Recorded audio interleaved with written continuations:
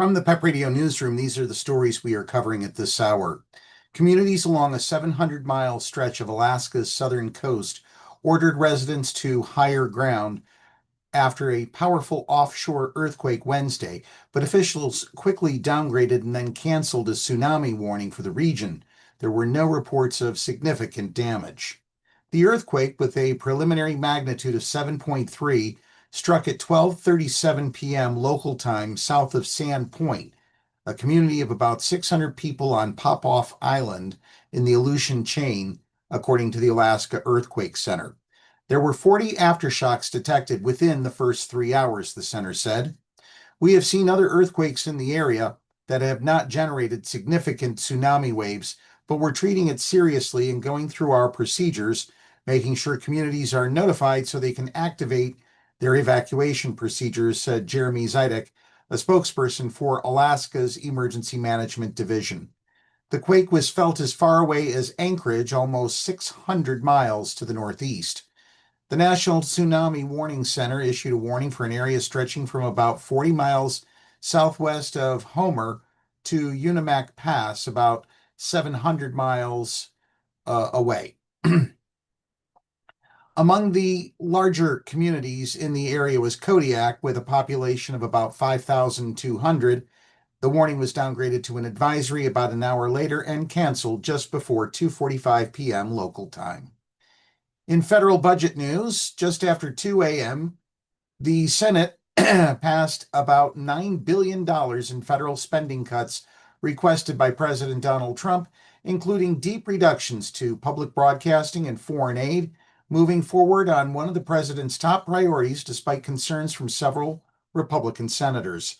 The legislation, which now moves to the House, would have a tiny impact on the nation's rising debt, but could have major ramifications for the targeted spending from the Corporation for Public Broadcasting to U.S. food aid programs abroad.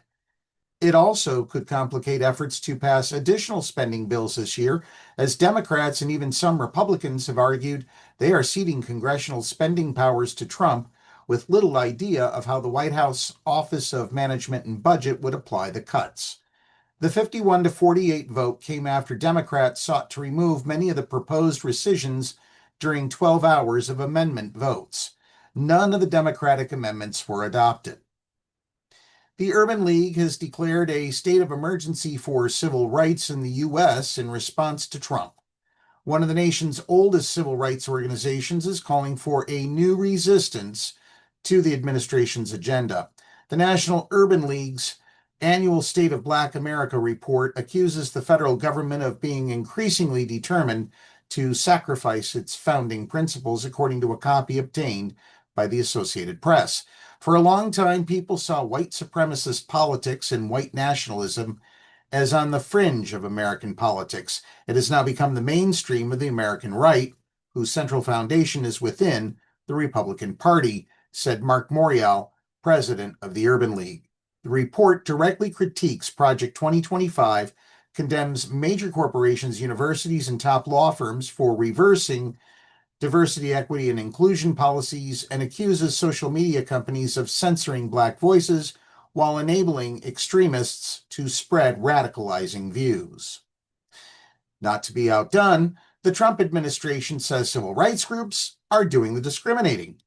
The administration has said many policies implemented by both Democratic and Republican administrations are discriminatory and unconstitutional, arguing that acknowledgments of race in federal and corporate policies that seek to address disparities between different demographics are themselves discriminatory. Trump has signed executive orders banning, quote, illegal discrimination and promoting merit-based opportunity.